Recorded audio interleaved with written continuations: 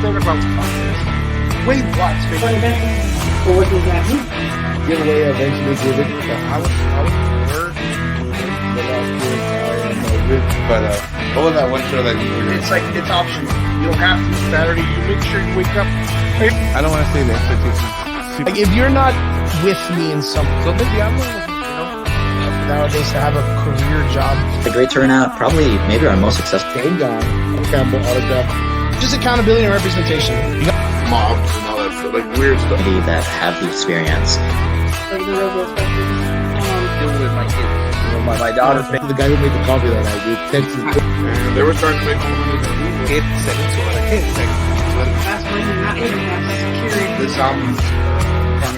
I'm a guitar player. I'm not saying I'm like that. He was just cool, and you had a big ass. I figured.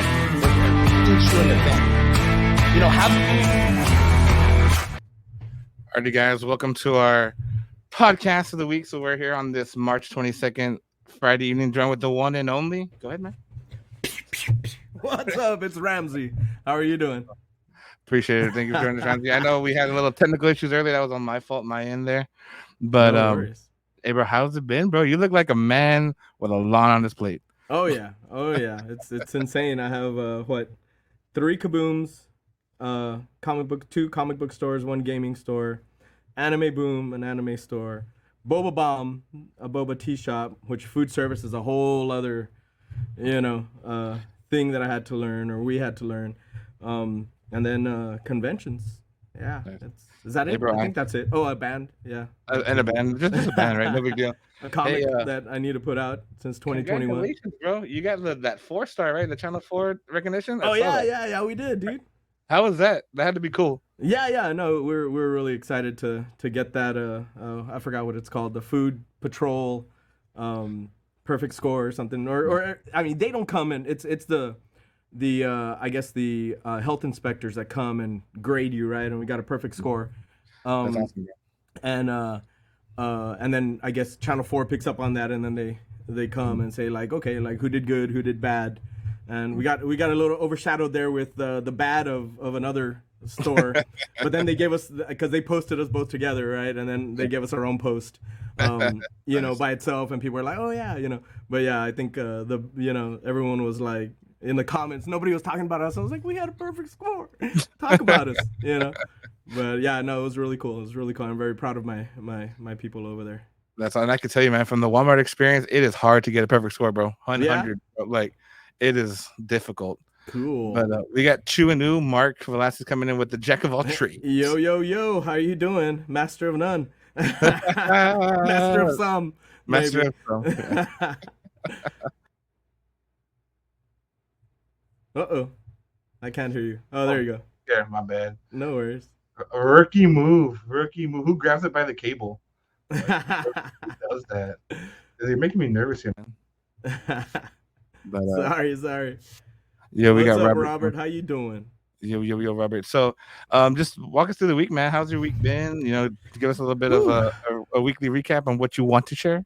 Yeah, of course. So, I mean, it's stress after stress after stress.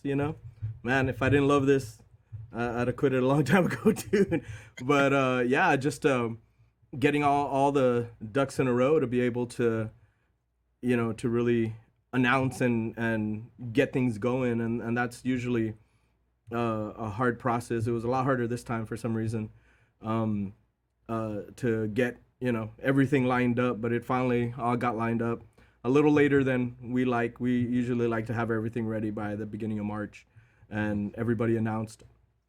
But yeah, man, I don't know, just something was preventing contracts from coming back and negotiations, and I think that the more shows there is on our dates, the busier the agents are, and they're working multiple people for those dates, and and unfortunately we kind of get left till later. Even our 10-year anniversary show, we've proved ourselves. We've never screwed anybody. Everybody, all the celebrities have always gotten paid. Everything, never left anybody without flights. Never left anybody at the airport. Never, try to do everything right. But but these bigger shows come along, like I guess like C2E2, and you know, with more money and more power, and I guess, you know, the love. I stopped feeling the love, you know. Yeah, I feel you, man. Yeah. Like, And there's a ton of shows this weekend. Yeah. Like after COVID, we used to be the only April show, and that was awesome. You know, being the only April show was great. But then after COVID, everybody's schedules were all screwed up. Everybody had their pocket on where they would do stuff, you know, and there's very little availability and outside of that, right? And so all of a sudden now shows start, you know, booking on each other's day. There's so many shows, you know, now around the United States that you know, it was bound to happen, but yeah, everybody started moving to different dates, you know, after COVID, because, you know, for a year and a half, 2 years, they couldn't do shows, and that's when it started getting a little tougher for us. You know, if you have a convention like C2E2 that gets, you know, 5 times the amount of people we do, 4 times the amount of people, you know, 100,000, you know, people, it's hard to compete with that kind of money and, you know, with that kind of time, and so yeah, when you have that kind of power, you know, that's a whole other thing, you know. So yeah, just a you know, a stressful time, but we're past it now. We've got our lineup. We're excited. We still got some people to announce, and we can really move forward with blowing it up. I guess we got Danny coming in with landing Chuck Norris twice. Yeah. So Chuck is awesome. You know, he obviously loves Texas and South Texas. So we're excited to finally get that to a point where we could announce it after working it for you know, a while now. More guest announcements tonight? Probably not tonight, man. Not tonight, man. Not so tonight. we like to get. I don't know if you noticed, but we're trying to do big groups of announcements instead of like one announcement here, one announcement there. You know, just kind of helps build the excitement, I think, a little bit more, and then you know, gives the shit talkers a little less shit to talk about when they're like, "What? That's all you're bringing?" You know, it's like, okay, or it's all at once, right? Yeah. Like, So swallow this. I'm just kidding. yeah, exactly. So yeah, but yeah, we're definitely more announcements. Maybe not tonight, maybe tomorrow, Sunday, maybe early in the week. But we're trying to get them all announced, you know, by. I was hoping this week, but it's looking more like next week. Just waiting on contracts, you know, dotting the I's, crossing the T's, all the stuff that we got to do. Like it. Well, make sure you Thank you, Retro Pop. I appreciate it. Yeah, What's up, Kaboom. Harley? That's everybody out there, man. So again, guys, make sure you guys follow South Texas Comic Con if you haven't already. I don't know why you wouldn't, to be honest. I mean, Yeah, give us a follow. That's where you get all the announcements, bro. Like you gotta know what's going on here, man. So and again, I appreciate your time, man. I'm not gonna take too much of it, but you know, like just in real quick before we start getting into the questions, man, like now that you organize a lot of Comic Con, especially like South Texas Comic Con being your 10 years, when you attend other cons, you know, outside of the valley or even outside of the state, do you ever like does it ever, just because it's so much work, right? Like you work to do it, like is it ever fun? Does it become not enjoyable, or do you just kind of put it past you? So I don't think I've been to another Comic Con in, I don't know, a long time. I've gone to a couple anime shows. One anime show, I think I went to Anime Matsuri in Houston last year. And I think that's it. Like I haven't had a chance to really travel and go check out other cons. But the thing is, if I go to a con, it's gonna be to dig through those boxes, those comic boxes, man, to find those, you know, to find those grails, to find all these, you know, cool, you know, What'd you cool pick up? What'd you pick up? You know, that I love, you know. Well, this is the first Spider-Punk, 1 in 25, I think. Which Spider-Punk is cool.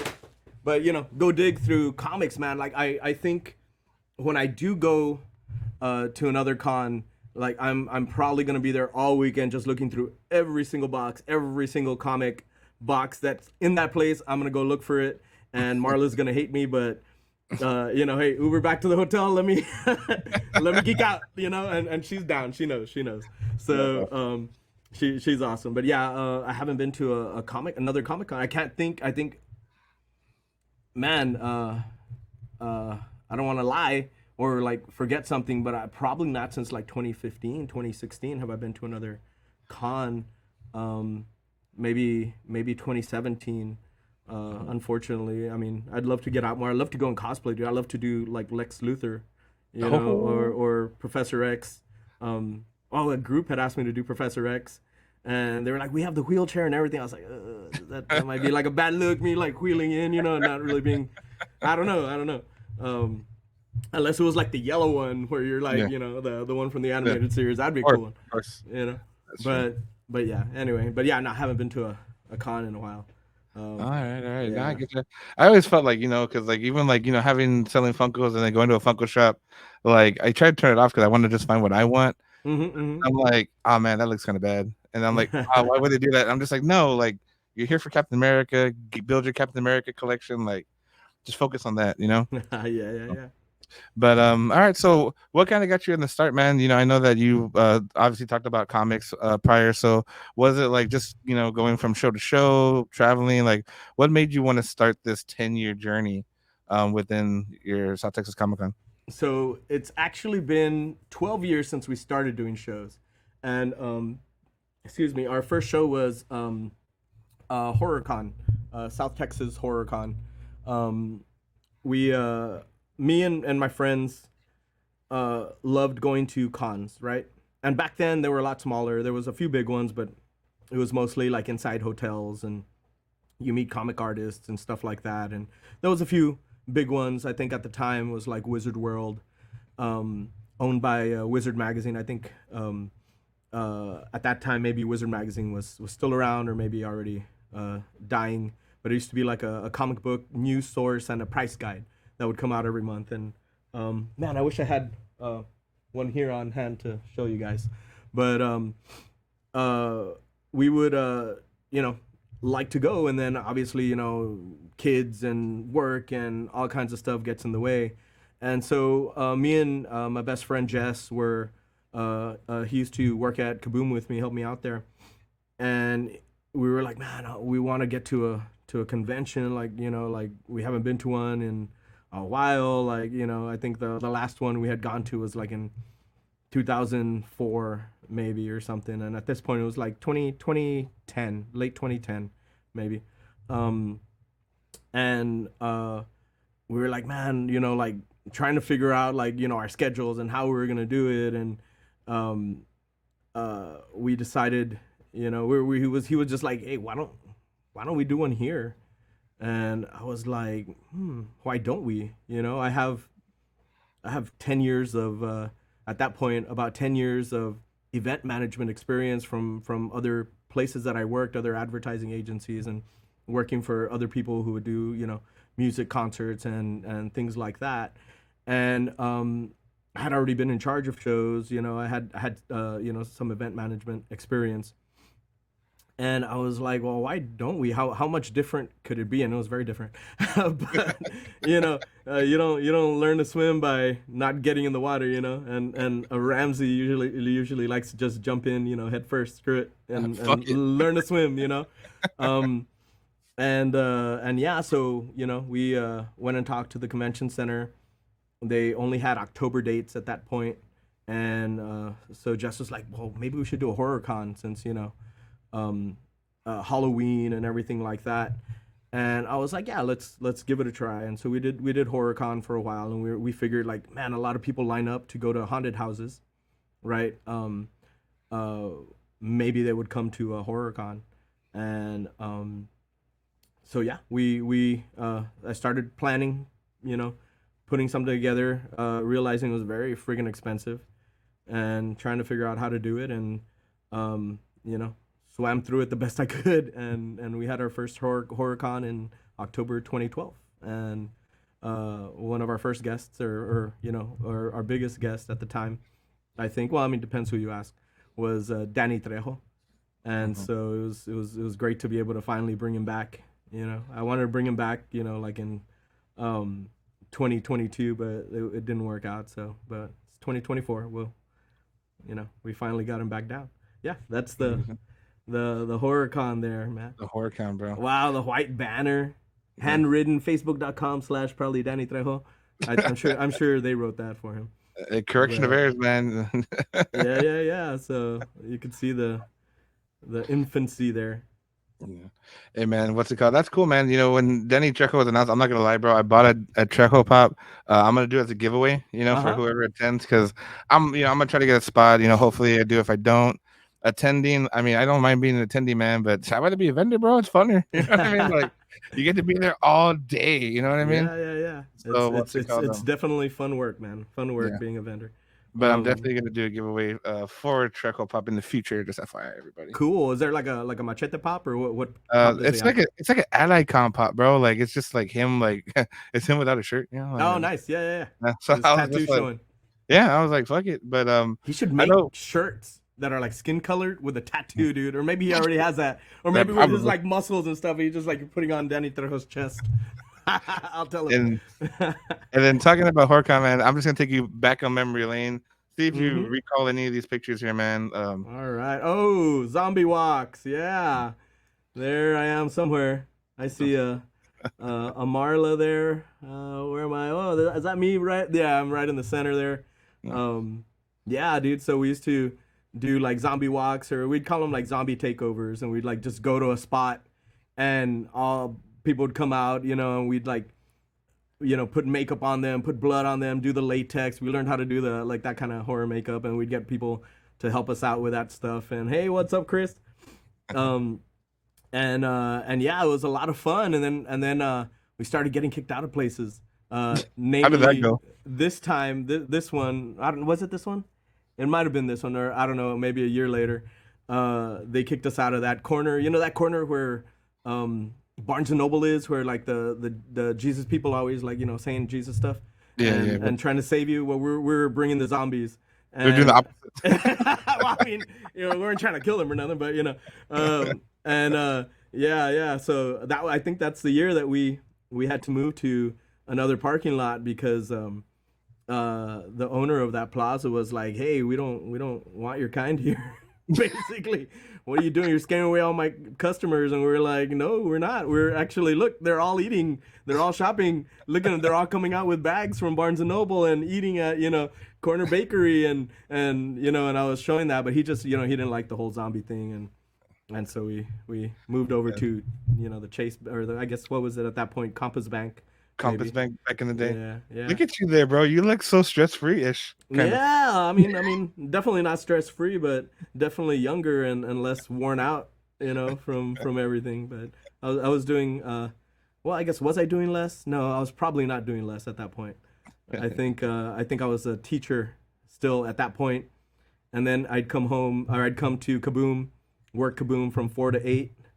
Then I'd work on my magazine. I had a magazine called Magazine X from like 8 to 12 or something like that. And then from like 12 to 2, I'd work on the convention stuff, fall asleep about 2 in the morning, wake up again at 6, do it all over again. It was, that was definitely a rough time. But that was the start of the journey of this. and the loss of the hair, I think.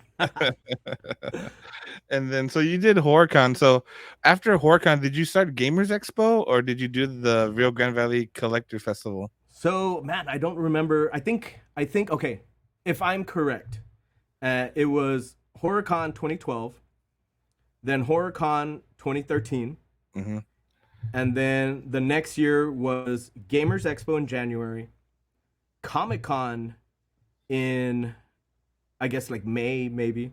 Well, according to my notes. Oh shit! Okay. Bro, I want you to know, like, you know, not a lot of people know this, but I take this podcasting pretty seriously, right? Uh-huh. I know you and me talked in the previous podcast before, and like, there's a moment when I'm like, wait, these don't add up. Like, I had to write down every event you did, and I was like, no. So, in January 2014, January 4th, 2014, Gamers Expo, bro. Yes, 2014 was Gamers Expo. I think 2015 January. So let me tell you. So I did Gamers Expo. The first one was a success. Comic-Con was a success, and then the following 2 shows lost me any money and more than I made at Comic-Con and Gamers Expo the times before that. So I think in 2015 of January, I was like, let me try something other than gaming. And then I tried the RGV Collectors Fest. I think that's when we had Chris Sabat for the first time down here in the Valley. And I'm pretty sure that was 2015. And I think we only did that one and Comic-Con that year. And just because I was like, wow, well, you know, it was working and then now it's not working. You know, is it something I did? Is it too many shows? You know, and then so many shows popped up. I was worried of, you know, I guess wearing it out. You know what I mean? Wearing out the what I thought was special. You know, and I was like, maybe, you know, one show a year is all we need. We don't need to wear it out. But of course, you know, everybody else started wearing it out. So I was like, okay, let me, you know, maybe there is room for more stuff. So we're still doing gaming. Then we did anime, Fiesta. And yeah, that's where we're at right now. Yeah, it's I crazy. do want to bring bro. back RGV Collectors Fest though. Yeah, for sure. I do want to bring back like I don't know. I talk a lot of shit. You're like, but how much more shit do I want on my, you know, on my plate? I don't know. No, I feel you. Cool. Yeah. Steve Downs Mark was on the second Gamers Expo. Yeah. The first Gamers Expo was Definitely. Quentin Flynn, the voice of Raiden from Metal Gear and Solid. And Steve Downs was the second or third. Here's the second I don't one. remember. There's been Second one, bro. I got you, bro. All right, I you got got me. you. All right. You know what's up. So, and you know, pulling out, since I put out a Reddit, bro, and it's just crazy because given the fact, and this is before I share the Reddit, like, and I know you may have talked, you know, off camera and some more on camera, but you know, we talked about there being too many shows, and it's just funny because even though now and 9-10 years ago, like, people still have some of that same impression, you know what I mean? Yeah. So there was a Reddit user that I saw that posted this comment, which is just exactly aligned to what you were saying. So this Reddit user just basically said, let's see if can I make it bigger? He just said, that's huge. They're doing too many of these collective festivals: Gamers Expo, Comic-Con, OmniCon, HorrorCon, PokeFest, etc. It's always the same customer, same event, same vendor, same selling stuff. HorrorCon being the only one that's a different formula. It would be nice if we just had one or large two events. So I think just the fact that, you know, given where it's 9 years ago and now, this person that was probably, 9 years ago. Wow. Yeah, 9 years ago, bro. It's crazy, and this person's probably still not happy because it's still going on. It's getting worse. That's just getting worse, man. I mean, but how many concerts are there? How many, you know, and you know what? And so what if it's the same people coming in their costumes? Let them, let people have whatever they want to have. You know, if they like coming, you know, that's you know, none of his business. What was his name? Stupid Redditor or another stupid Redditor? That's something dumb, bro. Anyway, whatever his Reddit name is, you know, I think, you know, I mean, obviously, I'm in that group, right? I would love to be the only one, but, you know, that's not the way it works. There's always going to be competition, and you just got to try to, you know, do the best you can do and not worry about what anybody else is going to do. And that's kind of what I've learned over the years. Just be the best, concentrate, you know, basically mind your business. You know what I mean? Like do what you need to do for your business. Don't worry about what anybody else is doing. You bring whatever you can bring, and that's it. And so that's kind of the mindset that I'm in and that I have been in for many years now. And you know, quite frankly, some of the people that do shows are friends of ours, you know. Yeah. So and some of them like Margaret have been doing shows for you know a long time. I think PokeFest started around the time that HorrorCon started, right? Yeah. Maybe even the year before. I'm not too sure. But yeah, that's you know, that's how it is. There's a bunch of them, but hey, if people are coming to them, that means people want to you know, there's still an appetite for them. I don't know how long that'll last. You know, I'm always worried, like, hey, when is it going to be that, you know, our Comic-Con has like one person outside, you know. That's always the fear, you know, like, oh man, I'm going to look outside and it's like crickets, you know.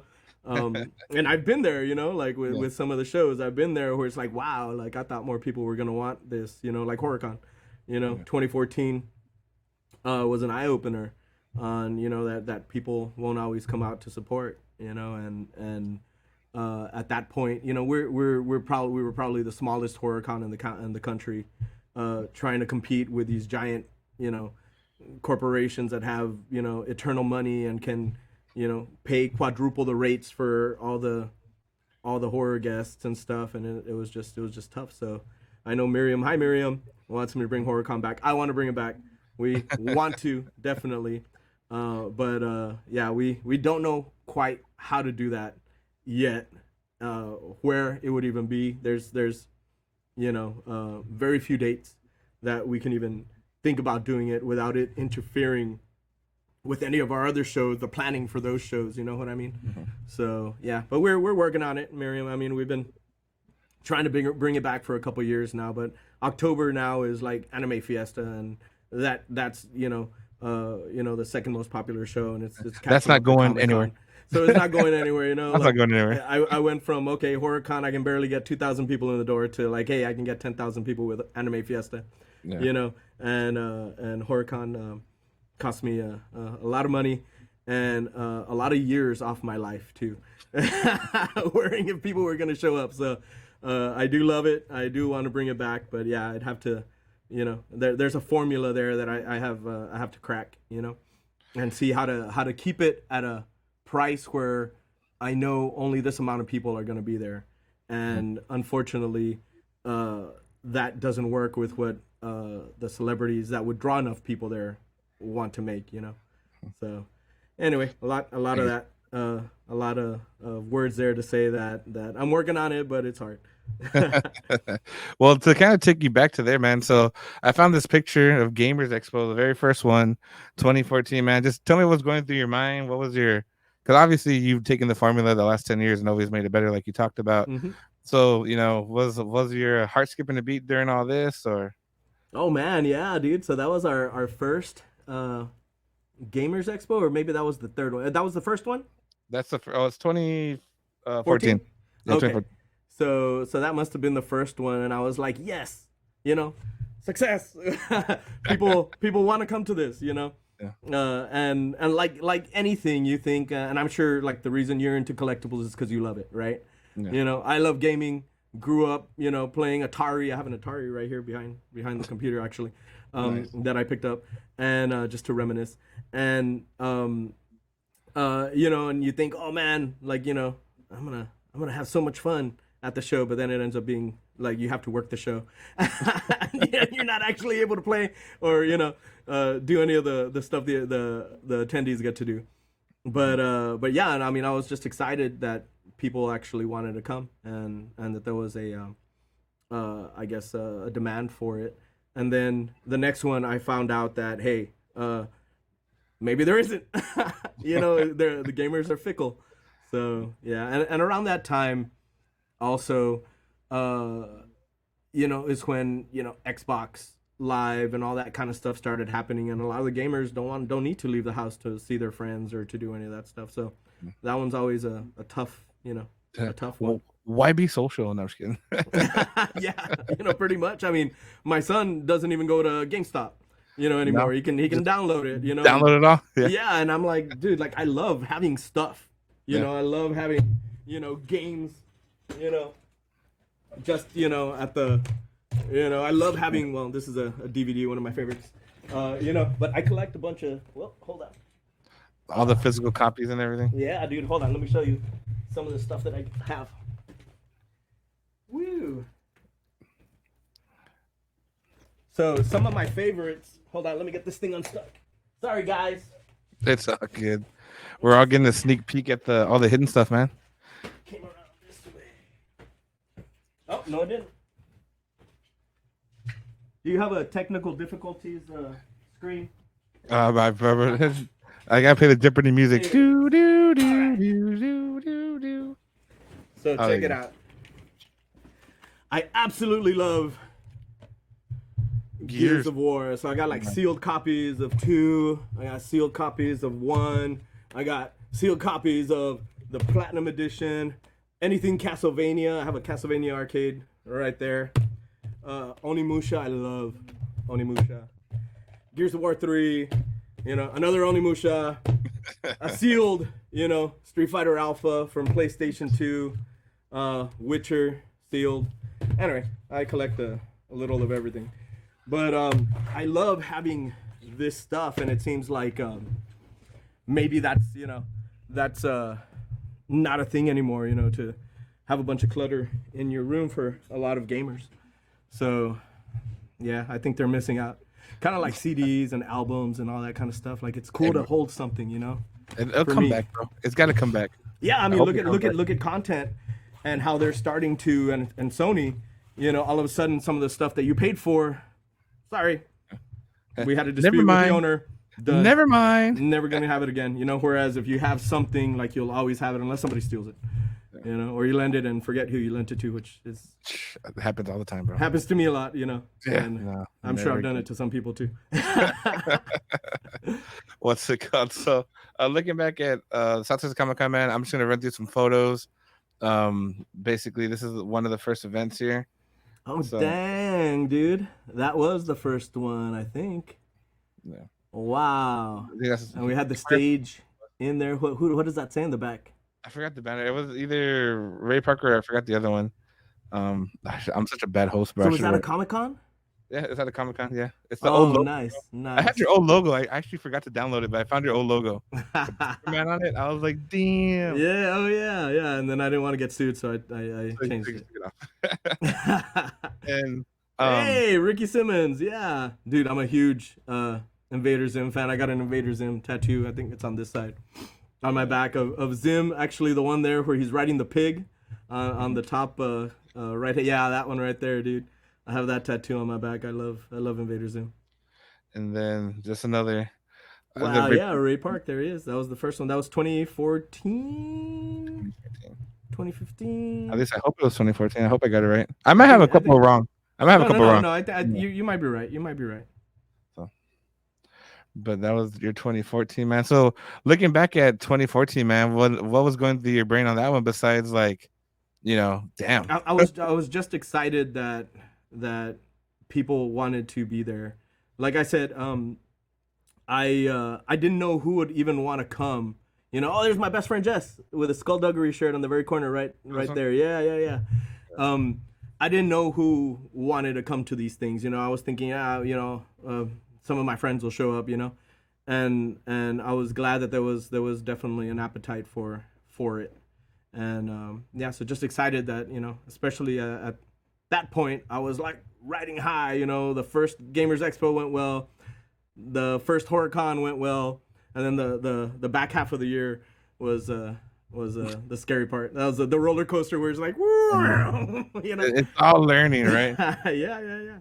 And And then I was we like, got- okay, maybe I reached that point where that's too many shows, you know? Oh, yeah. Damn, that was the old Kaboom, dude. We had peeled off all the ugly tile that was there. It was like some brown and green tile. It was gross. And then I guess maybe the concrete wasn't that much better. So what was going through your mind here? Was it the day before, 2 days before? Man, I don't know. But what was going through my mind, I was excited for this decor.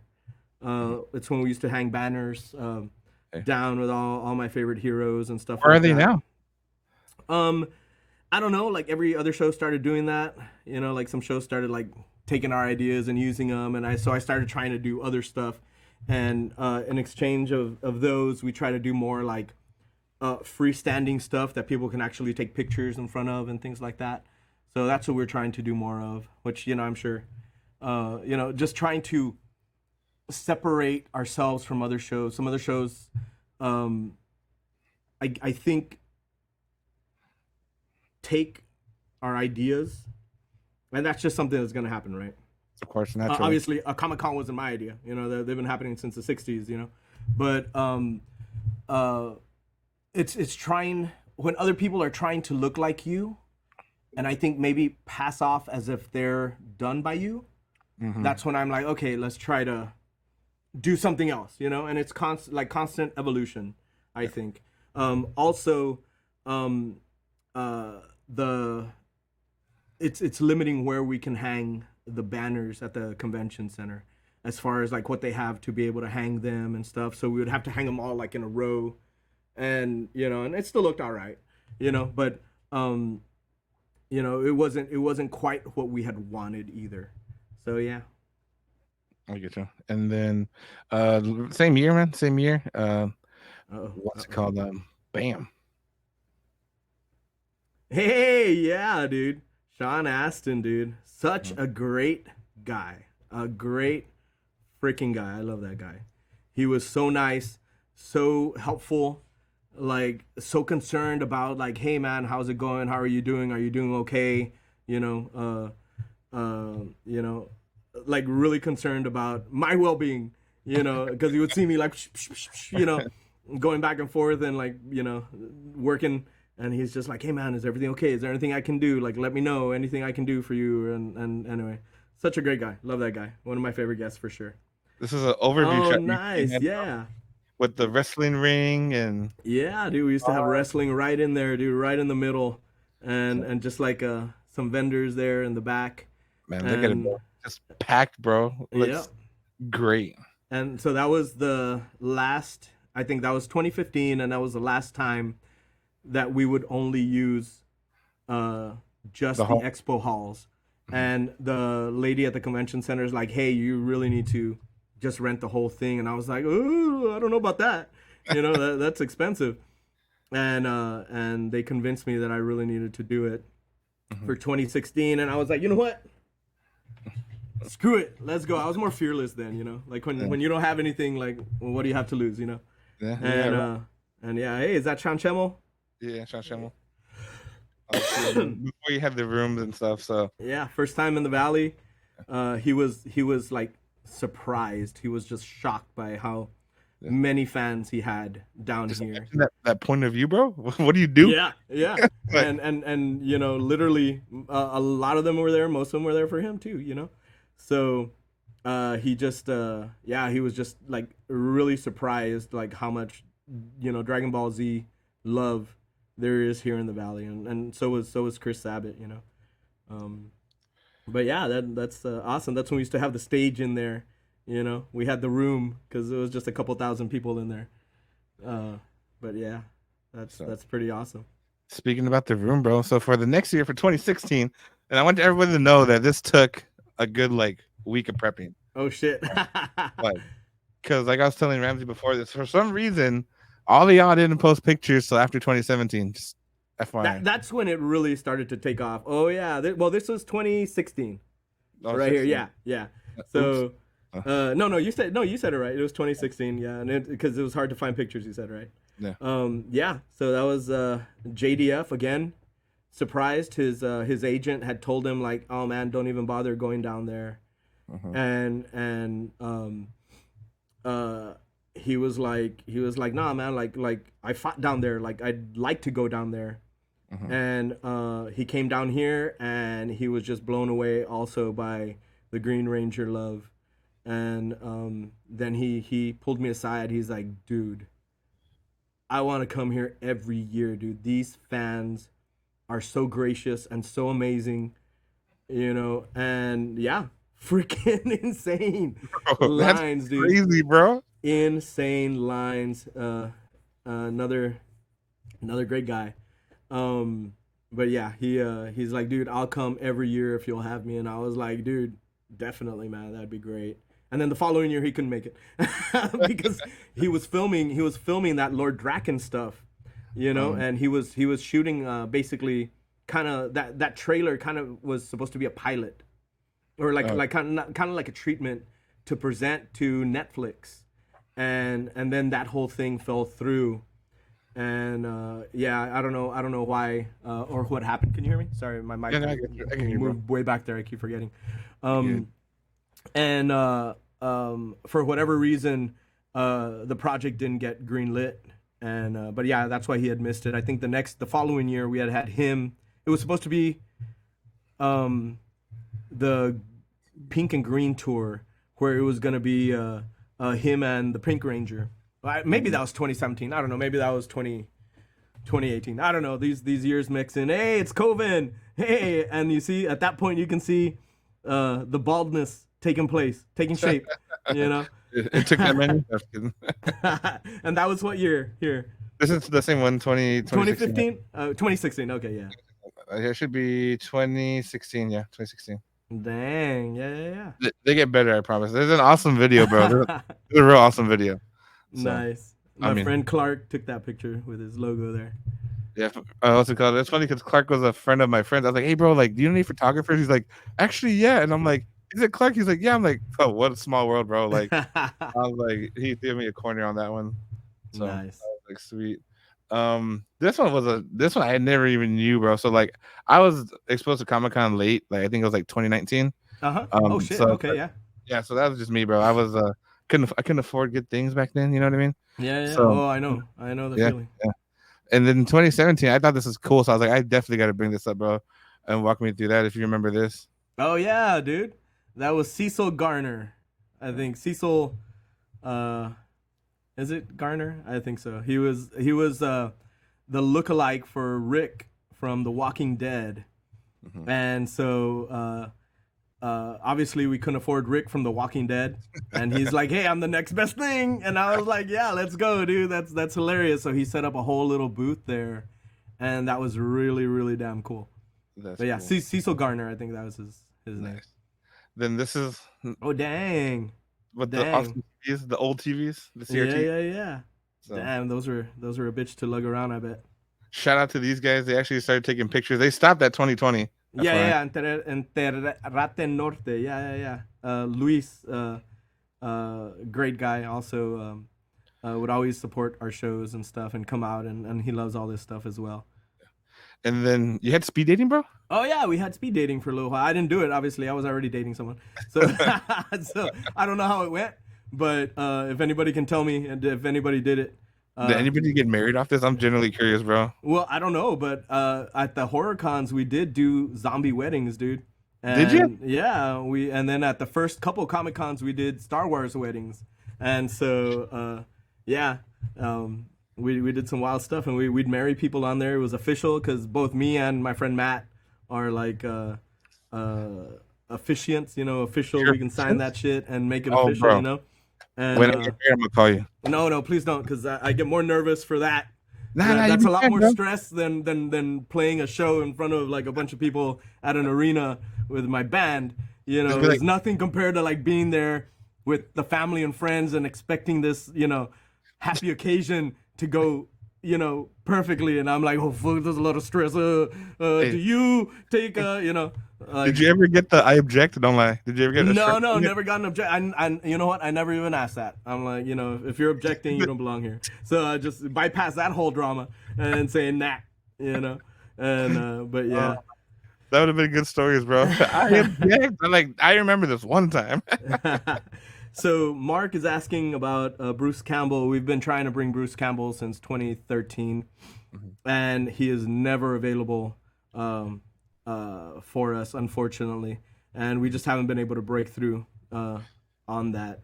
And It's not yet, man. It's all not. matter. It's not for lack of trying. Him, Elvira. I mean, even now, like this year, they always say, hey, like, well, hit us up around this time and we'll discuss it. And we hit them up at that time. They're like, sorry, he's booked, not available.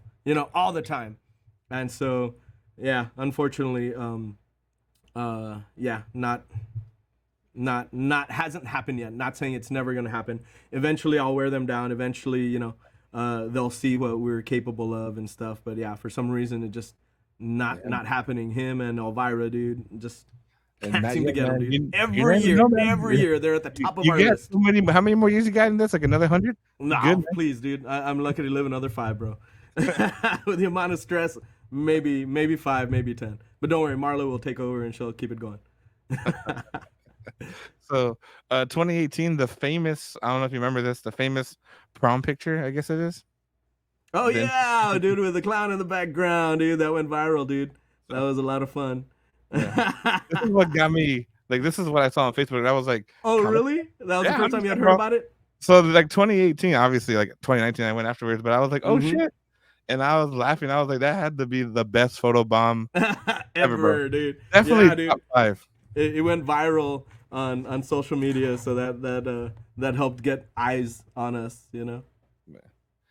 And then let's see, we got 2019. So 2019 was kind of a funny year, man, because I think at this point social media was pretty big, right? Yeah. So I there's a video that I'm gonna play here in a minute, but I just want to show you kind of a recap photo that you guys posted. That's a big thank you. It was a huge, Oh yeah. bro, it's fucking huge. Yeah. Like, that That's a really cool picture. I love it. I use that one to show people, Yeah. you know, like, hey, like we're not new at this. Like, you know, not even, you know, San Diego Comic-Con has like any kind of production. They just have a table with banners in the back, you know. And that's it. But obviously they get the Avengers. We don't. Yeah. But, Not yet, but, sir. Not you know, yet. but like we try to go all out with the production, and the celebrities are like, "What the fuck? We don't see this." Oh, sorry, I don't You're know if good. I can cuss or not. Guess it's gold, bro. All right. My mother got mad like 4 podcasts ago, but she got over it. She's fine. So she good. And you know, they're like, "What the hell?" Like, you know, like no Comic Cons that we go to have any kind of production. They're just a table and a banner, and you walk out there, and you know, hopefully there's some applause and stuff. And but we try to, like I said, we try to innovate. We try to go above and beyond. We try to make it entertaining. We try to make it cool. Try to make it memorable. And I don't know. Hopefully that's you know, appreciated, and we're not wasting our time doing it. I get you. All right, I'm gonna show you this video, bro. It's a 30-second video. It was posted on your YouTube. I don't know if you remember it or not, but it was celebrities trying Mexican snacks in 2019. Oh yeah. Oh. Let's see. That tastes like feet. It has a chew to it. Oh, that's true. And the flavor. Oh, no. It was cajeta that we're trying there. Wow. I'm really not a fan. Oh. That actually. Oh my god, dude. Oh my god, that's like straight cayenne. Yeah, dude, and you know what? Those videos never came. Bro, well, I'm about to tell you. I never found anybody to edit them. On the comment that said a whole year later, and we still haven't seen that episode. Dude, I'm sitting on a treasure trove of stuff that I just don't have time to do. You know, I can only do so much, guys. But it's not for lack of wanting. It's just, you know, it needs to get done. And I think those were like half edited. We did it again at Anime Fiesta. With some of the voice actors. We did like 3 or 4 times, dude. Maybe 2 or 3 times. We did it once with Michael Rooker also. And so we have all those videos, dude, and I need to you know, get on editing them. But you know, I had a plan. I was going, oh man, I'm gonna do all these things and, you know, build our YouTube following. What's up, Dell? You know, build our YouTube following, try to, you know, get all this stuff going. But yeah, man, it's hard when it's just you know, and we're trying to build the team bigger. Yeah, 100%. Trying to, you know, build our own internal advertising agency and the people that can help. So it's not me doing all the graphics and video editing and voiceovers and all that kind of stuff. You know, I'm just saying, bro, when this debuts, you gotta tag me. I will. DM me whatever, because I was like, oh, that's fucking cool. Then it's like more episodes coming. I go to the comments, they're like, it's been a year. I'm like, yeah, it's been like a while.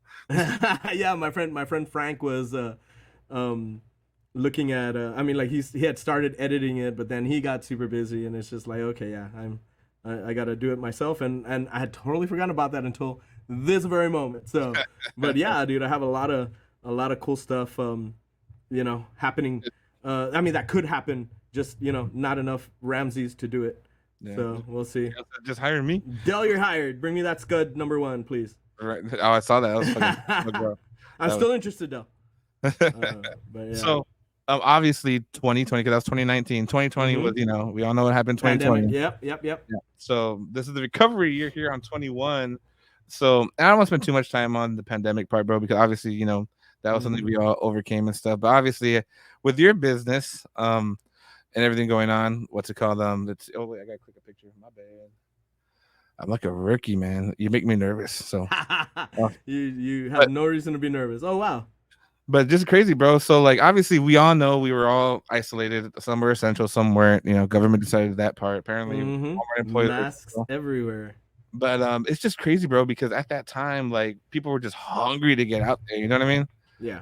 Like, and then, I mean, obviously, Comic-Con, you're going to come in contact with people. You can limit it 5 in, 5 out, but, you know, it's going to be there. But what was and you don't have to go super in detail, man. What was the biggest, like, plus and worry that you had at that time? Because obviously, you know, what you do is a big gathering. You know what I mean? Yeah. So, like, what made you push it or whatever, you know? I know I'm long-winded. I'm sorry. I will try to keep it concise. No, I'm just kidding.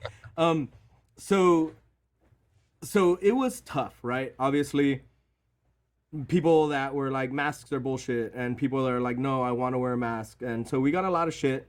The celebrities wanted people wearing masks. They didn't know what was gonna happen. They didn't know, how it was gonna be. I don't even think we had a vaccine at that time, right? I don't think so. And either. so if we wanted to have a show with celebrities there signing, we had to have people masked up, right? And so obviously in Texas, people were giving a shit for that, but we had to put our foot down and say, hey, it's this or no show, Yeah. like put on a fucking mask. What's the big deal? Like Put on a mask. Like, do your oh, thing. I'm breathing in my own breath and that's bad for me. Shut up. It's not that bad. Is it uncomfortable? Yes. Do you want a show to happen? I do. I certainly did, Yeah. And so yeah, like, and even friends of mine were like, making a big deal, like, how can you do that? It's unconstitutional. It's against the law, and blah blah blah, and yeah. and Those are the convention friends, bro. center was like masks have to have masks, and they're gonna have like the sanitizers and all that stuff around, and so it was like, okay, well, do you want a show or not, and if you don't, well, don't come. If you have to wear masks and it bothers you that much, don't come, and that's what we stood for, and we got shit for it, but at the end of the day, there was a show, and it was the biggest show we had up until that point. Everybody, that was Anime Fiesta, I believe, 2021, when we were able to finally come back and do something. And it was a huge turnout. Not the biggest show, not bigger than Comic-Con, but like it was the big Anime Fiesta turnout, because I think people wanted to come out. And and obviously haters gonna hate, but we have to do what we got to do to make stuff happen. And I remember there was just one guy who was just always taking down his mask, and I was like, dude, please put on your mask. And he'd be like, he put on his mask. He had like a heavy metal t-shirt, and then I'd come right back, I'd be walking right back, and I was like, dude, come on, dude, like, don't make me kick you out. Like, I have to do this. Like, and they're like, oh, you're being unfair and unreasonable, and they don't understand. Like these regulations are put on me, so I have to put them on you if you want to have a show. So I don't know how people feel about masks in the comments. You can let me know, but yeah, we had to do it, and people gave a shit, and we did it, and that was it. Fuck it. Yeah, exactly. I mean, and so I think overall, most people understood, but there's that loud minority that want to call you a fascist because you're making people wear masks. Yeah, 100%, bro. So, They're always gonna find something, bro. Oh yeah. And then next year we got 2022 coming up, so this is the year after all that good stuff. So you have Become a Jedi. Yeah, Tiger martial arts, dude. They're amazing. And then this is just I know you probably get anxiety with the crowds, bro, but I just like to show like you fucking drew a lot of people, bro. Like I don't mind at all. Like it's great. Just unless it's a wedding, then I'm scared. Because that's a lot of pressure. But nah, in here it's great. I don't mind walking among the crowd, and I love talking to people, and I love it when people tell me they're having a good time and stuff like that. I don't necessarily love it when people are complaining, but if they're complaining about something I gotta fix, well, I'll try to fix it. But sometimes it's like unreasonable stuff, like the whole mask thing. And then I think at this point we were like, okay, we're far enough to where masks are optional, Yeah. So at this point, I guess this was April 2022, where we had come to a point where, hey, I don't know if vaccines were out yet or not, but we had already got to a point where you could choose to wear a mask or not to, and it was, whatever you wanted. But yeah. Slime kits, you did slime kits too? Oh, hell yeah, dude. Every year we do slime, and it's always super popular, dude. It's a lot of fun for the kids. Very cool, very cool. And then my personal favorite, which I don't want you to get stressed out, bro, is 2023. Uh-oh. And I found the perfect picture, bro. I ain't gonna lie to you, bro. Like, I was like, I'm gonna show this to him the very first thing for 2023. So I just gotta zoom it in a little bit. Oh, God. You're triggering me. Bro, I had to be that guy, bro. Until this moment. No. Oh yeah, dude. Oh, that was interesting. Probably the most hate I've ever gotten. You think so? Oh yeah, for sure. Online anyway. I don't know. Maybe in real life people hate me more than I know. But Jesus. online, holy crap, were they letting us have it, dude. We obviously the storm came through, knocked out the power. The convention center was like, nope, go home. Everybody go home. There was already a huge line in the morning, dude. And I was like, shit, like they were all lined up. All the vendors lined up to the other side in the back, wanting to come in. Like, why aren't you opening the doors? And it's like, there's no power, guys. We're trying to figure this out, you know? And so I told the convention center, I was like, look, I see lights in there. They're like, yeah, it's like every 3 lights, you know, 1 out of every 3 lights will turn on with the backup generator. Okay, what else do we got? Like 1 AC unit for the whole building. Okay, no power on any of the side rooms. Okay, you know, can we make this happen? You know, and they're like, well, let me ask I was like, look, we can open the garage doors in the back to let air in, you know, and their concern was the computers control the doors there. They're magnetized. Yeah. So the computer decides if it can lock it or unlock it, right? And the computers weren't working. And I was like, okay, well, why don't we get a generator and plug those damn computers in and get those doors unlocked, right? So that way it's not a fire hazard. And they said, nope, because it still runs on the network and the whole network is down. You know, the Wi-Fi is down all over the city, you know, and I'm like, shit, okay. So all the doors are locked. I was like, well, what if we open those garage doors? There's 1 all the way to the, you know, right side, and there's 2 in the back where the vendors are. We'll open that up. It'll let in light, and it'll let in air, so air can circulate. And if there's a fire, everybody can get out very easily through those doors. And they were like, okay, that might work, you know? And so they're like, but we got to clear it with the fire marshal. So the fire marshal is like, yes, we can do it, but only 1,500 people inside. And I was like, okay, well, the line's not that big. Cool. And then we let in 1,500 people, which to me seemed more like 300. I was like, dude, this place is empty. And they're like, that's all we can let in. Yeah. And I was like, dude, there's room here, there's room there. Like, there's a lot of room. And they're like, nope, we got to follow the rules, you know, the fire safety rules. And then the line kept building. And I think nobody had power. So probably everybody was like, well, let's just go to Comic-Con. Yeah, fuck it. Or they were there to see Bronco 956. I don't know, one of the two, right? So, and yeah, we, you know, everybody came out and we were like, okay, well, the fire marshal's like, well, every 10 people that leave, you can let 10 more people in, or we'll let 10 more people in. And the thing is, nobody wanted to leave, and so people were in line, and I was like, dude, like, can we print signs? No, you know, let me try to, you know, tell the people in line. And then, but the line went all the way here, you know, I could get all the way to the end of the McAllen Performing Arts Center, right? Mm-hmm. But the line still extended all the way down the road to, I don't know if it's like 29th Street, and then all the way down the other way to like Guitar Center, and all the way back this way. And I couldn't, like, I was needed everywhere, and I couldn't go and tell every single person, hey guys, like, this is what's going on.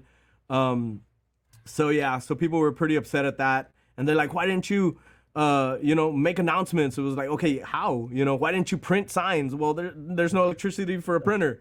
What can we do? You know? And they were like, well, you obviously didn't prepare for this. And I was like, well, who prepared for that? I know. So we're like, what can we do? How can we make panels happen with no electricity? We had bought all that LED screen and all that sound to make it cool. And we're like, well, what if we move them to that room where there's light? And William Shatner was like, yeah, we'll do that. And so we started moving chairs out, at least to have something, you know. So we tried our best. We tried to make sure anybody who pre-bought photo ops got in to do the photo ops. We refunded anybody that didn't get in with a Saturday ticket, which was a lot of people. And if you had come in on Saturday, we let you come back Sunday with the same bracelet to try to make it up, you know, for the fact that, you know, there was no power until like, I don't know, like 4 o'clock. But yeah, man, that was one of the hardest days of my life, dude. Out there trying to make shit happen and still give people a show. All the celebrities were there. They had a fucking crazy time getting here because they were about to land when the power went out. And so they were circling in the air for like 30 minutes or so. And they're like, hey, like the power's not coming back on that night, right? Mm-hmm. So we're going to have to fly back to Austin. All the celebrities were in the same plane, all flew back. Most of them flew back to Austin and waited for like 11 hours on the plane. You know, first they waited to land, right? And then there was no gate to unload them, so they had to wait for like 11 hours on the plane. Damn. Until it was ready to take off again. And they were like, hey, we think we're going to have power by the time you come back. And so anytime there's like a power outage, the first thing to get power back is the airport. So that's where everyone concentrates their I guess their effort. So they finally landed that morning, you know, at like 8 a.m. Yeah, it was wild. So we were like, what, they're gonna come? They came all this way to not have a show, you know? And if we don't have a show today, they're gonna leave. There won't be any Sunday either, you know? So I had to make some tough decisions and said, screw it, let's try to work with what we have, you know?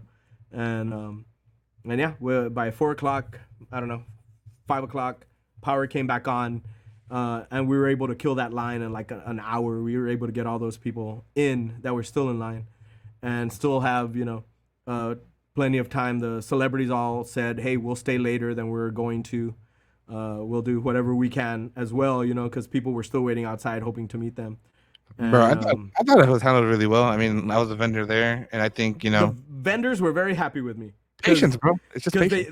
Because if not, you know, some of these vendors came from all over the U.S., you know, and drove for, you know, a couple days to get here, and then for them to not be able to, you know, sell or make money or whatever. I think I did right for the vendors by making it happen. I did right for the celebrities, and I did right for the people who were trying to get in, who were able to get in, you know. But there was a lot of people who left. Who didn't just understand what was going on, that we didn't have power or whatever. And, you know, no matter how many lives I did on Facebook, and I was like, hey guys, this is what's happening. I'm sorry, you know, like, you know, not even on the lives where I'm explaining, people are like, F you, you know, you suck. Y'all don't even know what you're doing, you know, blah, blah. And I'm just like, okay. And Marlo was like, do not read the comments, dude. Whatever you do, don't read the comments. And so I stayed away from the comments, and I would read one or two every once in a while. I was like, fuck, and it was like a stab to the heart, dude. Like I'm over here trying real hard to make it happen for people, and you know, it went mostly appreciated, you know. But you know, I survived it. Little PTSD there looking at that photo though.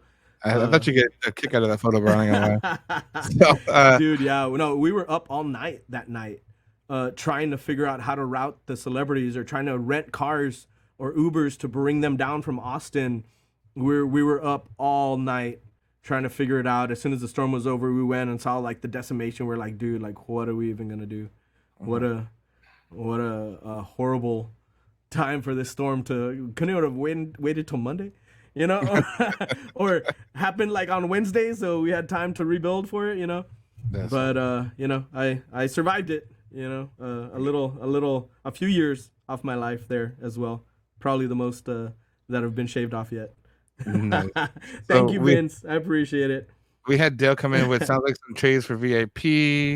We got Mark saying it was my son's first South Texas Comic Con.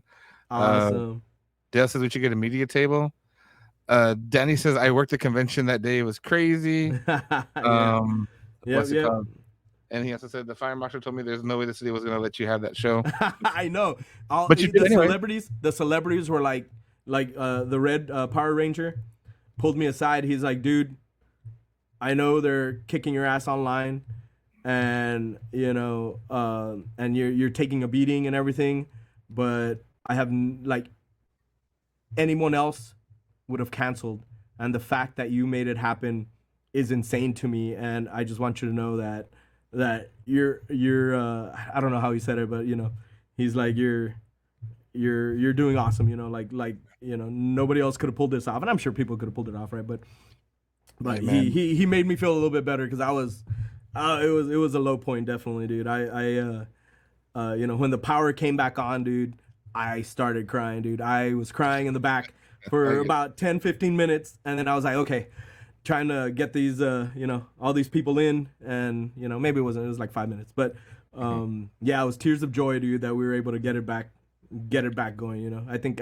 Ron Perlman saw me crying, and I was embarrassed because he was like, "What's wrong?" And I was like, Hellboy "It's saw tears me. of joy, Ron. It's tears of joy. Thank you." You know, for not going home. And I was thanking him. He's like, "Oh no, man, you're doing awesome." You know. And then so I was like, "Okay, gotta man up and go get everybody in." So we started really trying to work the line and make sure everybody could come in and Because we're salvage what we Mexican. could. That's right. I'm a Mexican. You can only do Pinche so much. Mexican. And then we got Roy. Thank you. I walked in on that cry session Oh too. fuck, Roy did. He saw me crying, dude. I love you, Roy. He did see me crying, but Hey man, I think that was 2 cry sessions, honestly. If I'm being honest, yes. Hey man, you pulled off a good one, man. So, and I appreciate your time, man, going through this 10-year journey. Yeah. A little reminiscent, but I got just a couple more questions, man, before we let you go. Yeah, of I course. know I'm gonna try to keep you close to that hour, but your favorite South Texas Comic-Con, man, out of the 10, and you can include HorrorCon and everything. What's the one that you're like, man, if I could do this, is the one that sold you? What's your favorite one? The one you look up to? The one that inspires you? I'm just which one, man? I have to, like, all of them hold a special place in my heart. Even last year's Storm Con, as I call it Storm Con. All my friends call it Storm Con. Because it showed that it showed our perseverance and that we're willing to do anything to make sure the show must go on. You know what I mean? What, am I crying?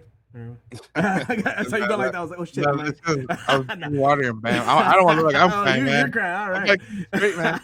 And but I think the turning point for us, and I won't forget that feeling, was 2016, I think, when we had the biggest turnout to that point, right? And we had rented the whole thing, and it was I was so stressed out that year because we tripled our rent by renting the whole thing, and it was like a huge risk because I didn't know if it was gonna work. It was safe at that point. It was safe to do just the expo halls, and maybe the 101s. I think is where we had our panels, but I was so stressed, and I remember all my Facebook messages were like, "Hey, hook me up, free tickets, bro, hook me up." Every person that I'd ever even looked at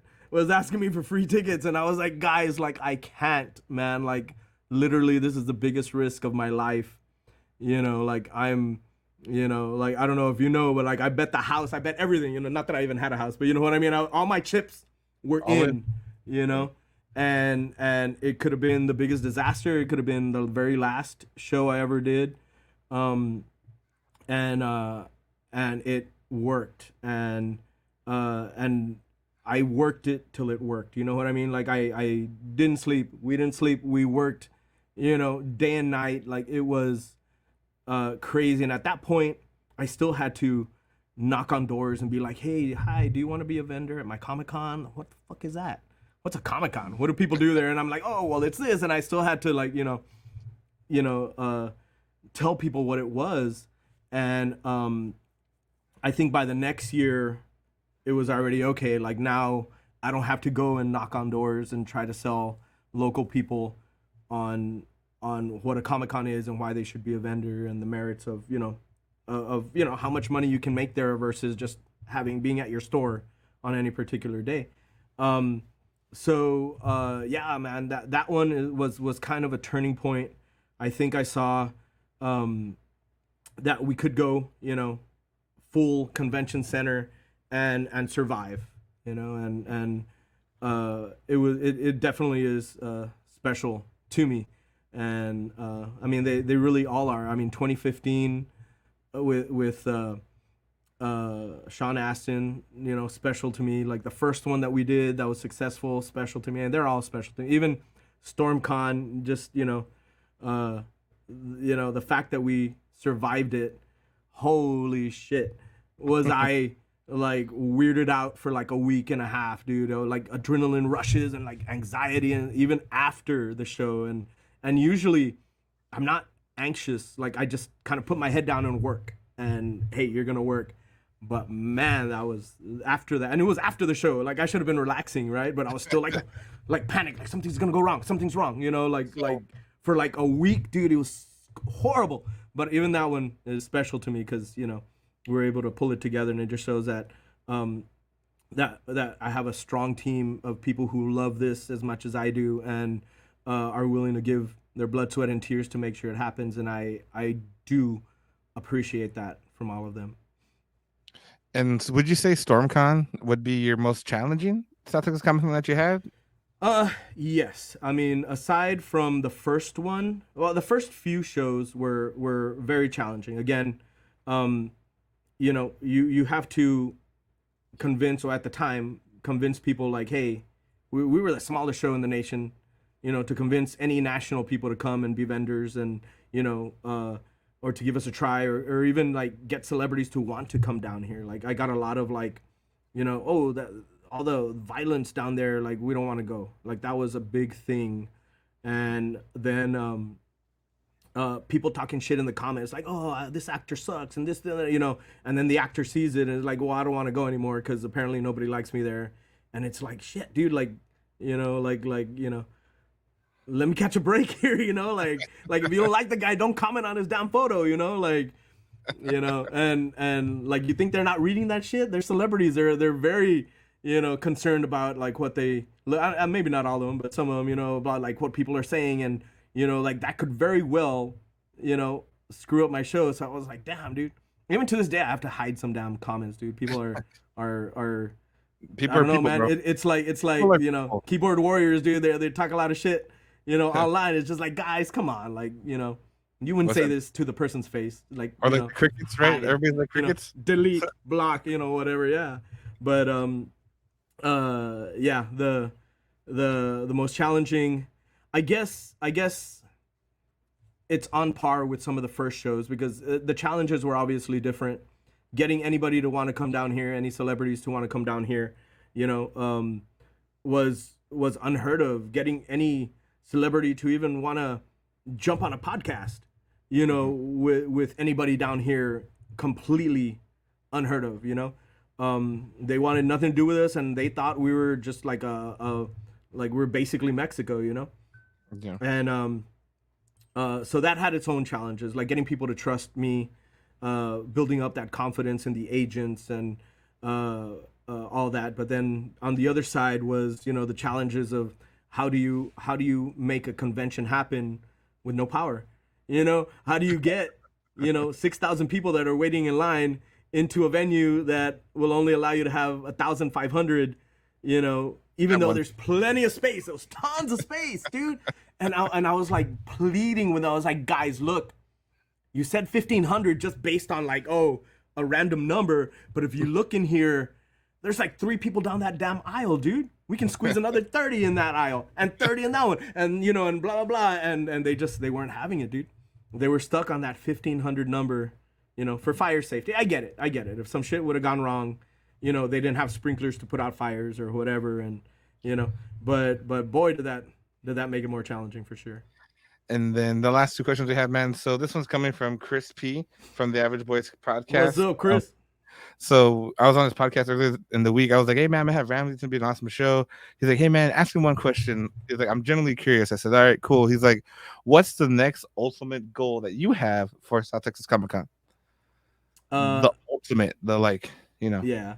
So there's a few, I guess, goals. Whatever you want to share. All right. So I think everybody has this expectation that, that we can get Chris Hemsworth down here, no problem, or that we can get, Spider-Man, Tom Holland down here, no problem. Just because, say, Comic Palooza had Tom Holland, a few years ago, and because the San Antonio show got, Marvel celebrities and stuff like that, but that is definitely a goal, is to try to get bigger people. But we're stuck in a place where, the shows they go to, those convention centers can hold like 100,000 people or more. So, if you look at Comic Palooza, how many rows of vendors they have at double the price that we have them at, they have 20 rows of vendors. We have 5, and their rows are even longer than ours. So they have that extra money to be able to say, okay, we can bring these bigger celebrities, right? The guy that does the San Antonio one, he's got a ton of money. He's a millionaire, you know, multi-millionaire. He's gotta have bucks. All those cars, those show cars that he has, those are all his personal cars, dude. That's what you told me. He has a Knight Rider. He has, the Turtle Van. He has the Batmobile. But he's got eternal money. He can afford to pay any. I'm just Ramsey from the Valley trying to, make this happen. With a budget. And so 20,000 people, and 5 rows of vendors isn't enough to justify bringing, like Chris Hemsworth, you know what I mean? We need 60, 70, 80,000 people to be able to do that. And even if we brought him and, and more people wanted to come in, where would we put them? Where would they go? They don't fit. We don't fit anymore in there, So that brings me to the other next goal is obviously we want to get there. We have to grow organically and really smart. We can't force it, or that's going to be the last Comic-Con. Literally, it'll be the last Comic-Con I'll be able to put on, if it goes south, So I have to play it smart. I have to try to figure out, how to grow from here. And I think one of those ways, and it's not the answer to this question either, but it would help, is to grow outside. Now, before you even, as you're walking up to the circle, that's where the entrance is. And you have to walk all across the park with all kinds of stuff to do in there before you even get inside to the, to the actual convention. And have, I think, good enough stuff out there, which is going to be hard, that people will want to be outside in the Texas heat. You know what I mean? So, but I think that's one thing until we get a bigger convention center, or a place where we can fit more people. I think that's the next goal, is to grow outside and really try to figure it out. And what would we need to have outside to where people want to stick around outside, and that's tough in the April heat, humidity, here in the Valley. All that stuff, but that's kind of, the goal is to grow and be able to hold more people, and that is definitely a challenge for us right now. How do we fit more people in there so that we can in turn be able to grow and get more, more, I guess, heftier price tag celebrities that people want. They want Ewan McGregor. Yeah, so do I. They want Hayden Christensen. So do I. They want friggin' Andrew Garfield. So do I. But trust me when I tell you that they are crazy expensive. And until I win the lottery, I just hope you guys bear with us as we grow to that. Some of these cons, other than obviously San Antonio, since that guy just has eternal money. Right. He's insanely rich. I wish I had his money. But other than him, like a lot of these other cons that, have been going for a long time, Dallas Comic-Con has been going for so freaking long, these bigger cons have been going for a long time. We're barely at year 10, and in a place where isn't necessarily like a destination city. How many people are saying, hey, I want to fly to the Valley, and, McAllen? When you go on vacation, you're thinking San Antonio, Dallas, Houston, or beyond, New York or wherever, but this place is growing, it really is growing. And I think eventually, within the next 10 years, it will rival some like at least, San Antonio size, maybe San Antonio will keep growing, but where San Antonio is now, we'll probably be there in 10 years. And, maybe at that point we'll have bigger facilities and more space to do stuff with. And, maybe even more help from the city. I don't know. I guess I'm not a networker. I to my detriment for sure. Because if I was a networker, I'd go schmooze with the commissioners and be like, please don't block fireworks. I'd like to have fireworks because I've already announced them. And then a week later, 2 weeks after I announce it, you tell me private events can't have fireworks. Can I be grandfathered in since I had already announced it? There's a lot of things that I think if the city got behind us, obviously they'd benefit. Like people travel here from, people come from as far as Japan and Hawaii. We see where the tickets are being bought. You know what I mean? And we see all these dots all over the U.S. And so people do come here and stay in the hotels and eat at the restaurants and put gas at these gas stations and shop at the shops and all of that stuff. So I think it would benefit the city to help us out a little bit more.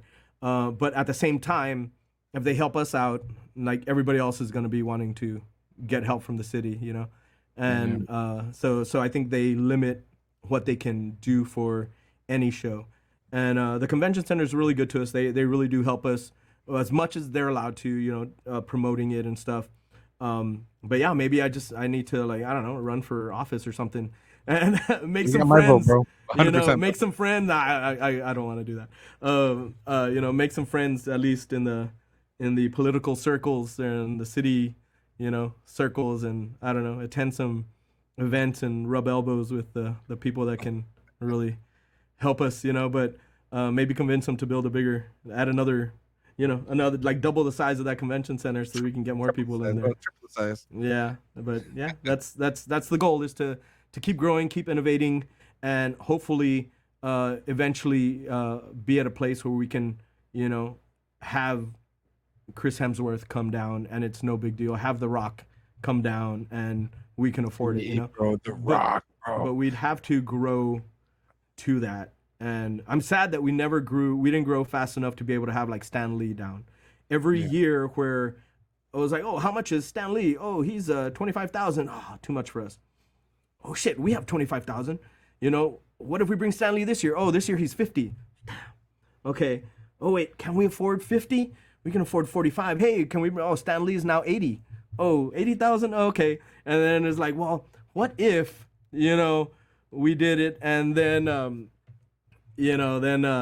well, now he's 150,000. It's just like every time we would reach that hurdle, like they would raise it on us, and that's pretty much the story. At one point, we could have had The Rock for 75,000, and but we were like, shit, we barely got 10,000, $10,000, and then when we would get to a point where, hey, maybe it would double, triple. So anyway, we're trying to grow as fast as we can, but as smartly as we can. Is smartly a word?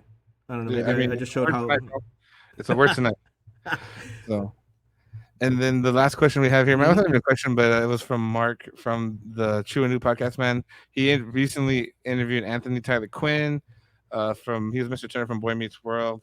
Okay. He expressed interest to come to the Valley, so he's like, "Hey, man, you should bring it up." I said, "I'll bring it up, man, but I ain't no miracle worker, man. Like, I'm just a guy that people say, hey, we should do this and do that." But he did express some interest, man. Just an FYI. So I don't know. Cool, man. Well, I've wanted to, like, we've been trying to get Topanga here for years, from Boy Meets World, and it would be cool, like, if we could do it as like maybe like a reunion or something like that, as a bigger thing, you know what I mean? When you have multiples of the same show, it tends to really help. But yeah, that would be cool. Yeah, bro. You get the cast of The Mandalorian. You get Pedro Pascal, bro. Oh, sold. You know how many? Sold, bro. Every time we post, like, hey, guest announcements. Is it Pedro Pascal? No. You're like, no. He only does. He only does the ones that he absolutely has to, based on his contract with Disney. He does not, like we're eternally trying to get Stone Cold, right? We want Stone Cold Steve Austin, and we've been trying for so long, and finally I got through, right? And I was like, hey, this is what we can do, like, is he interested? And for weeks and weeks, trying to get an answer, and finally I get a call back, and it's not Stone Cold, by the way.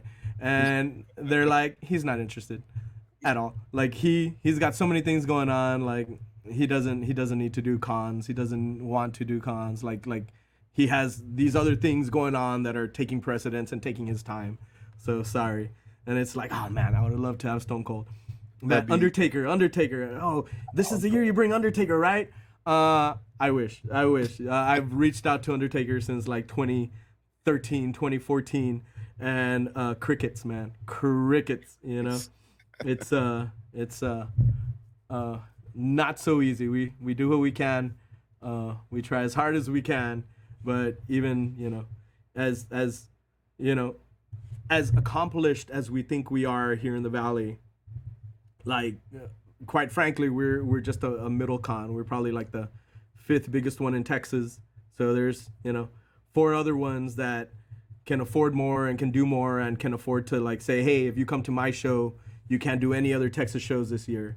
And the celebrities will say, okay, you know. So there's a lot of things that I guess people don't know is that, you know, we do try. It's not that we don't want these people, but one, it's a matter of we don't have enough attendees and vendors to justify being able to pay them what they need. We don't have the space to even grow yet, you know, but if you bear with us, you know, and as you can see, we are trying, you know, we try to grow a little bit every year. And if you had told me I'd be able to get Chuck Norris someday, let alone twice, you know, back in 2016, I'd be like, you're insane. There's no way I can afford that guy, you know, but we are trying. So, yeah, bear with us. That's awesome. Well, I'll not take too much of your time, Ramsey, but I appreciate you joining. I appreciate having the privilege to go through the last 10 years and change with you. Yeah, for sure. Thank you for having me, man. You know, just an awesome. I think you're doing a great job. I think this Comic-Con is going to be good. So everybody, you want it to grow, you got to grow with it. So you got to buy tickets, 10 VIP passes. You guys got to be part of the growth, got to be part of the path. Yeah, it's hard. It's hard when people are like, well, I'm not going to go until you get this guy, you know, but if you don't come, we're never going to get this guy. You know, 100%. So that's the issue, and I'm not trying to sound like, oh, poor me, you know, you got to come to my show so I can afford this guy. No, but you know, if you do want it to grow, you know, if it's something that you love, you know, and you want it to grow, support it, you know, and help it grow, and I think that's where we're at. Luckily, we have a lot of people that, you know, even though, you know, StormCon was rough, and I did get a lot of, you know, people that were like unreasonably mad because I couldn't control the weather. There was a lot of people in there saying like, dude, like it was a freak storm. Like, what can you expect? Like, we're lucky we even had a show, you know? So 100%. I do super appreciate the people who do come out. I do super appreciate, you know, the people that have helped us get to this point, you know? And if I die tomorrow getting to this point, I'm still happy. You know, I think, it's a miracle, you know, almost that we were able to get to this point that we're at now. But really, it was just a lot of hard work on me and Marla's part and all our team, you know, that help us. Mainly, it's me and Marla, you know, working throughout the year. And then, you know, the week out from the con, you know, our con team comes through and they're an amazing bunch. You know, I wouldn't trade them for the world either. And, but yeah, man, and mostly it's just me and Marla just like, you know, chugging along, you know. We're like, I don't know if you guys have watched Labyrinth. But like the old junk lady that's just like, oh yeah, let me put something else on my back here. What else do I need to? Oh, I want to do this. Oh, you know, oh man, you know. Bro, I haven't watched Labyrinth in a minute, bro. I ain't gonna lie to you. Hey, Gates McFadden, she's from Star Trek, Next Generation, Beverly Crusher. You know, I think she was also the choreographer and puppet choreographer for Labyrinth. Which I was like, whoa! I love Labyrinth, dude. That movie scared the shit out of me when I was a kid, and it was, but it's still one of my favorites. All right, thank you guys in the comments. Thank you everybody. Harley wants AEW wrestlers. Yes.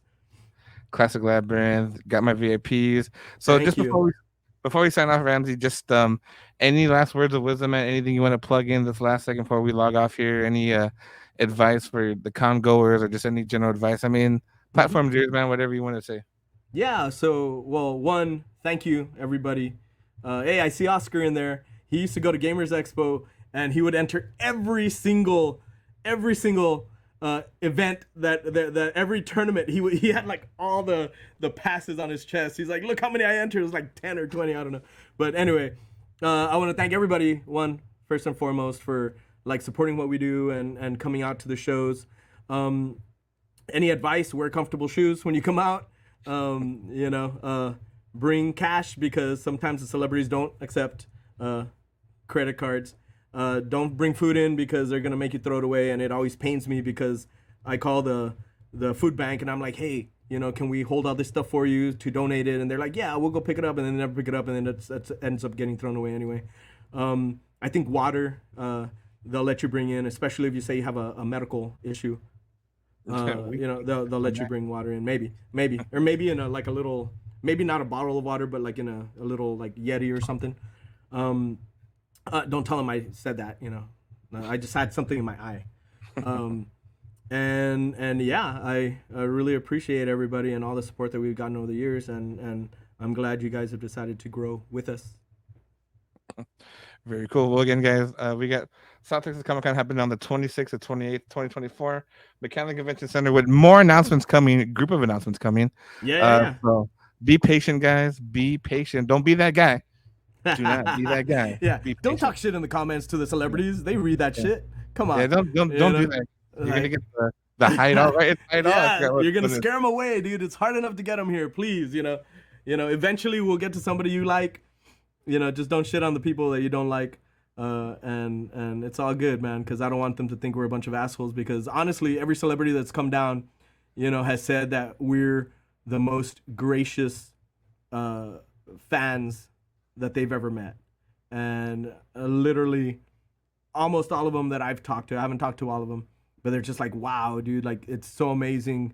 We go to places like New York and California where like a celebrity, doesn't mean anything to anybody, and people are rude to them and expect things from them. And here people are just so grateful to be able to meet us, and that means a lot. So that's the one thing we have above, the bigger cities, is that, the people here are super nice, and the celebrities do notice that. Now we just got to get that word into Chris Hemsworth's ear so that maybe he'll drop his price and come down. Right? For sure. But already, and then he could have made the storm go away, With storm breaker and everything, yeah. For sure. But alrighty, guys. Well, you guys have a wonderful night. Thanks for joining us. Catch us on the next episode next Thursday. If you haven't already, follow South Texas Comic Con. They got announcements coming up. And besides that, everybody have a good night, guys. We're gonna shop at Kaboom Comics, and shop at Kaboom Games, and shop at Anime Boom, and shop at the Boba Bomb, and come to Comic Con and Anime Fiesta and Ultra Gaming Expo, and whatever. If I ever bring back RGB Collectors Expo, come to that one too. For sure. And I'm gonna end it with pay your pools, guys. Pay your pools. Pick up your pools, yes, Pick please. Up your pools, guys. Because I'm guilty. I ain't gonna lie. Hey, I used to do that to Helgi too back in the day, dude. He'd call me, goddamn it, Ramsey, come pick up your fucking comics. Yeah, I'll be right there. And I'd have to bring I'd be broke, and I'd have to bring a stack of comics. Can I trade all these, 100 comics for my 10 comics? He's like, sure, I know what it's like. For sure. Alright, guys. Comics, Comic-Con, guys. Yeah, have a good night, guys. Bye, everybody. Thank you, guys. Thank you.